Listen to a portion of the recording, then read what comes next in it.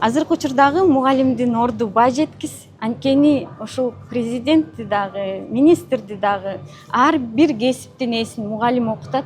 Ошондуктан келечекте мыкты Кыргызстанды курган келечегибизди мугалимдер уста катары жасайт деп ойлойм да. Ошондуктан орду өтө чоң, жоопкерчилик өтө чоң.